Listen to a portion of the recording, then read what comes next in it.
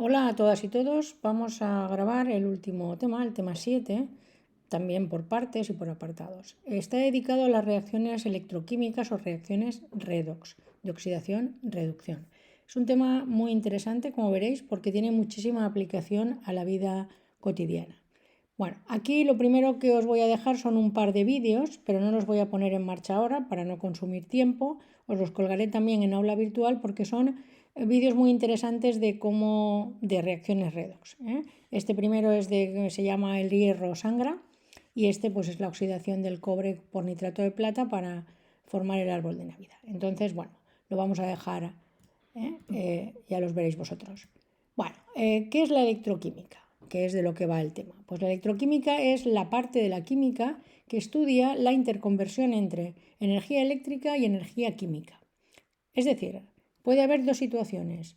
Una reacción química que al ocurrir de forma espontánea produce electricidad, es el caso de pilas y baterías, también llamadas pilas voltaicas o galvánicas, y el caso contrario, cuando la electricidad es la que hace que una reacción química no espontánea, que no ocurría, ocurra. O sea, que la energía eléctrica genera la reacción química. Esto se denomina electrólisis y es el caso de las pilas electrolíticas. Las pilas electrolíticas no forman parte del temario de primero, por lo tanto nos centraremos solo en las primeras, en las voltaicas o galvánicas, cuando una reacción química genera corriente. Bien, el contenido como siempre va a ser este, vamos a empezar con los conceptos básicos, después hablaremos de las pilas, veremos el potencial, aquí pone fuerza electromotriz, este nombre ya es un poco antiguo, es potencial de las pilas, dependencia de la concentración y sus aplicaciones. Bien, vamos a empezar con los conceptos básicos. En primer lugar, ¿qué es una reacción redox? Bueno, pues es una reacción, se llama así, porque es una reacción de oxidación-reducción. Y lo que ocurre es que una especie transfiere electrones a otra. Por lo tanto, una reacción redox también es una reacción de transferencia de electrones. En toda reacción redox, como su nombre indica, hay dos procesos simultáneos, es decir, que se dan a la vez. Los vamos a desdoblar. Un proceso es la oxidación. En ese proceso hay una especie que pierde o cede electrones. Bueno, para acordarnos, yo utilizo el acrónimo este de la marca de coches Opel, que sería oxidación, pérdida de electrones. Y después la reducción es el proceso contrario, el proceso por el cual una especie gana electrones. Por ejemplo, tenéis esta reacción que está ajustada, es la reacción global, pero iónica, en la que el zinc metálico, el zinc sólido, con el ion cobre 2 pasa a ion zinc 2 más y a cobre sólido. ¿De acuerdo? Bien. ¿Por qué sabemos que esto es una reacción redox? Vamos a desdoblarla en sus dos procesos o en sus dos semirreacciones. Primera, la semirreacción de oxidación. Pues vamos a ver de las dos especies que tenemos en los reactivos cuál es la que pierde electrones. A la vista de las cargas, lo que está ocurriendo es que el zinc sólido pierde 2 electrones y se convierte en el ion zinc 2 más. Por lo tanto, el que pierde electrones se oxida. Esta es la semirreacción de oxidación. ¿De acuerdo? ¿Qué ocurre en una reacción de oxidación? Primero, en este caso, el zinc es la especie que pierde los electrones. El zinc, por tanto, es la especie que se oxida, el zinc metálico. Y el zinc metálico es lo que denominamos agente reductor. Atención, se llama al contrario de lo que le ocurre, se oxida y es el reductor. ¿Por qué es el reductor? Porque como su nombre indica, la terminación OR es el que hace algo. Por lo tanto, se llama reductor porque reduce a otra especie porque él se oxida. Muy bien. ¿Y quién sería la semirreacción de reducción? Pues la formada por la especie que gane electrones. A la vista de la reacción global es el ion cobre más 2 el que gana 2 electrones y se convierte en cobre 0, en cobre sólido. Por lo tanto, lo que podemos decir es que el ion cobre 2 es el que gana los electrones, el ion cobre 2 es el que se reduce y el ion cobre 2 es por tanto el agente oxidante. De nuevo, la palabra oxidante, terminación ante, significa el que hace la oxidación a otro. Oxida a otro, por lo tanto, esa especie se reduce. Bien, y en toda semirreacción redox hay dos pares redox por lo menos. Los pares redox, que se escriben así, siempre el que tiene mayor carga delante, Bueno, esto lo veremos cuando veamos las tablas, y siempre habrá dos pares redox. En la que hemos puesto sería el zinc más 2 zinc y el cobre más 2 cobre. Bien, otra pregunta que nos tenemos que hacer, porque cuando vemos una reacción global, ¿cómo sabemos nosotros si es una reacción redox? La que os he puesto antes, al principio, la global, no veíamos la transferencia de electrones así escrita, por lo tanto, ¿cómo es posible saberlo? Bueno, pues nos tenemos que fijar en otra cosa, en otro concepto. Tenemos que mirar el estado de oxidación, o también llamado número de oxidación. Los estados de oxidación son un número que indica la cantidad de electrones que habrá perdido o ganado una especie. Entonces, hay unas reglas para asignarle a cada elemento y a cada especie su estado de oxidación. Esas reglas las tenéis colgadas y la mayoría os las sabéis. Por lo tanto, las tenéis que repasar. En clase de problemas también las veremos. Vamos a ver este ejemplo. Tenemos el CO gaseoso, el monóxido de carbono, que se combina con oxígeno para dar CO2. ¿Esto es una reacción redox? No sabemos a priori. Pues vamos a asignar los números de oxidación a cada elemento en cada compuesto. Bien, primero, una de las reglas dice que los elementos que están solos sin combinar tienen estado de oxidación 0. Y si es un ion, la carga del ion. Bueno, pues como estemos el oxígeno sin combinar con nadie, estado de oxidación 0. Carbono y oxígeno. Vale, vamos allá, en el CO. Otra regla dice que el oxígeno siempre es menos 2, salvo en los peróxidos, que es menos 1. Como esto es un óxido de carbono, pues el oxígeno es menos 2. Para que la molécula sea neutra, porque el CO no tiene carga, el carbono debe ser más 2. Y en el caso del CO2, pues lo mismo.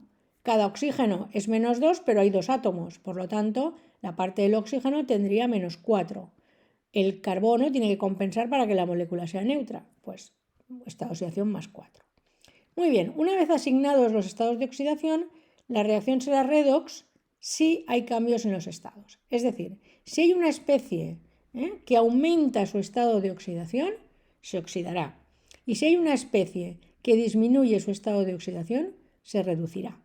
Y esto ocurre en nuestro ejemplo. El carbono ha pasado de más 2 a más 4, se ha oxidado. Y el oxígeno ha pasado de 0 a menos 2, se ha reducido, ha disminuido. Mirad, también es muy fácil acordarse porque, por ejemplo, reducir y disminuir son sinónimos. Por lo tanto, se reduce el que baja, disminuye su estado de oxidación. Y se oxida el que lo aumenta. Perdón. Otro concepto básico, el concepto de dismutación. ¿Qué es una dismutación? Pues es el fenómeno por el cual la misma especie se oxida y se reduce simultáneamente. Es decir, unas moléculas de esa especie se oxidan y otras se reducen en el mismo proceso. Luego pondremos un ejemplo. Y para que una especie química, atención, sea candidata a dismutarse, no quiere decir que se tenga que dismutar necesariamente, sino que podría dismutarse, es necesario dos condiciones a la vez. Primera, que esa especie tenga al menos 3 o más estados de oxidación. Ahora pondremos ejemplos y lo entenderéis.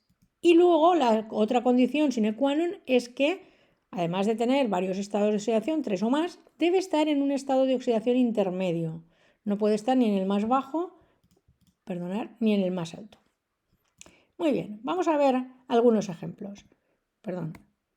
El primer ejemplo, el hierro. El hierro tiene 3 estados de oxidación. Como hierro sólido, que sería estado de oxidación 0, como ion hierro 2, estado 2 más, como ion hierro 3 más, estado de oxidación 3. Muy bien, este es un candidato, pero la única de las 3 especies que podría dismutarse sería el hierro 2. Vamos a ver por qué. Imaginemos que estamos con el hierro 0, con el hierro sólido. Bueno, pues ese, si es 0, solo, y hay estos 3 estados, solo puede pasar a más 2 o a más 3, es decir, solo puede aumentar, solo se puede oxidar. Y si tuviéramos la especie hierro 3 más, pues ese es su estado más alto, solo puede bajarlo a hierro 2 o a hierro 0, solo puede reducirse. En cambio, el hierro 2 más podría, disminuirlo y pasar a hierro 0 o aumentarlo y pasar a hierro 3 más. Por lo tanto, ese es candidato posible que se puede dismutar. Bueno, perdonar la animación. Bien, Luego, como siempre veremos, habrá que hacer cálculos, porque en condiciones estándar ya os adelanto que no se puede dismutar, en otras condiciones sí. Y el ejemplo 2, perdonad porque ha salido la animación incorrecta, sería el del cobre. El cobre sólido, cobre más 2. ¿Cuál es la especie con posibilidades de dismutarse? La especie cobre más, porque puede aumentar a cobre más 2 o reducirse a cobre 0. Bien, cuando hagamos cálculos, veremos que en condiciones estándar sí se puede dismutar. Bien, y lo último que nos queda para los conceptos básicos es ver cómo se mide la tendencia a que una reacción redox ocurra o no ocurra. Bien, pues esto se mide con otra magnitud, con una magnitud termodinámica que se llama potencial estándar de reducción, E super 0. A 25 grados está en tablas, la serie electroquímica. ¿De acuerdo? Estas tablas las tendremos siempre a nuestra disposición para poder hacer los cálculos. Bien, esos potenciales, que ya veréis que se escriben siempre de reducción, lo que nos dicen es lo siguiente. El valor de esta magnitud es cuanto mayor sea, mayor tendencia tiene esa especie a reducirse, o más espontánea es la reducción. O, dicho en otras palabras, aunque a mí no me gusta mucho, es la especie más oxidante. Pero a mí lo que me interesa es que sepáis que mayor potencial estándar de reducción, mayor tendencia a reducirse. Y atención, no digo ni positivo ni negativo, no me importa el signo, se trata del valor, mayor valor, ¿vale? Por ejemplo, si vamos a las tablas y miramos estos dos pares, la reducción del zinc más 2 y del cobre más 2, vemos sus potenciales estándar menos 0,76 y más 0,34 voltios.